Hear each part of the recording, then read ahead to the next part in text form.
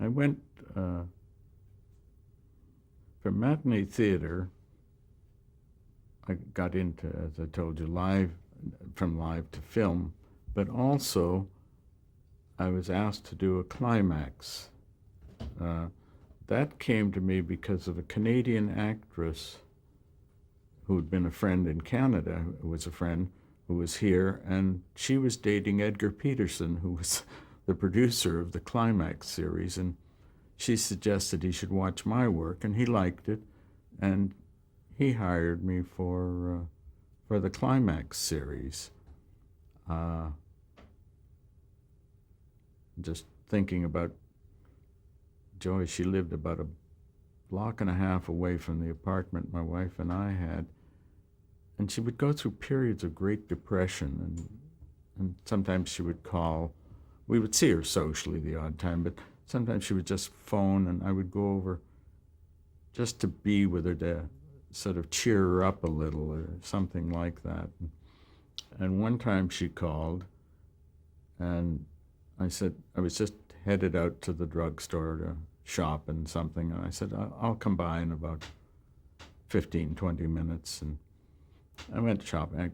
When I got there, my wife was there already because Joy had phoned again. She'd slit her wrists, and we just spent our time, just getting her, binding up obviously, but just getting her back to feeling better. And just so sad because you don't know why it is or why it's there. And actually, I think about 8 months later, she did suicide.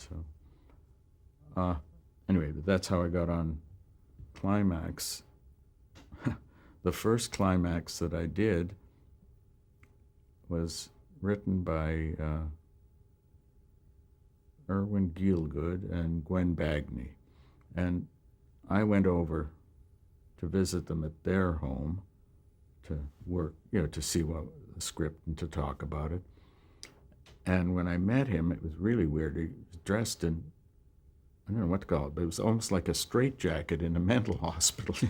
And he was saying, "Don't you ever change a line that I wrote." He said, "I know the executives at CBS, and I know who to talk to, and don't change a word." And we hadn't even sort of gone into discussion, and he was rather odd that way.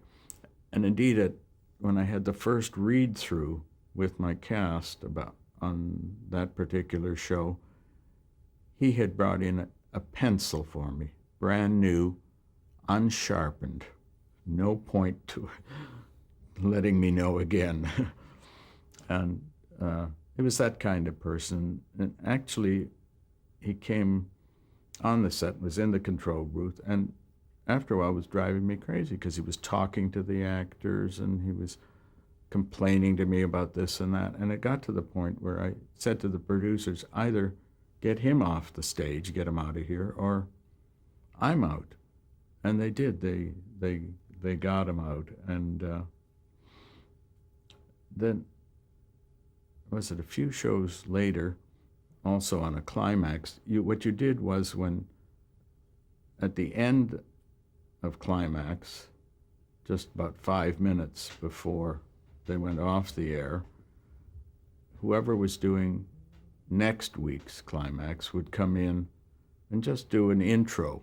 You do a little bit to promote next week's show. And I came in this one time, and who's in the control booth but this same Irwin Gielgud, who he and his wife had written the show that Buzz Kulick was directing, and it was just finishing. And he saw me and he said, that Buzz Kulick, he knows how to direct. And this was the same man that was about the time when they started the hijacking of planes, and they put out a law that you could not get on a plane with a weapon or any indication or seeming weapon. And he was the first person detained under that law because he got on and made some joke about that he was carrying something and that. I did a Climax with Gene Raymond and Terry Moore, and it was going a little slow, and the break between the second act and the third act, I was so nervous because we were going to be couldn't go overtime, and I had to speed it up.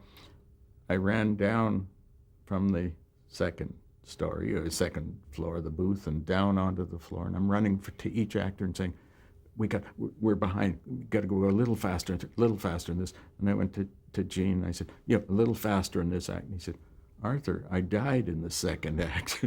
That's how nervous you get that you forgot those things.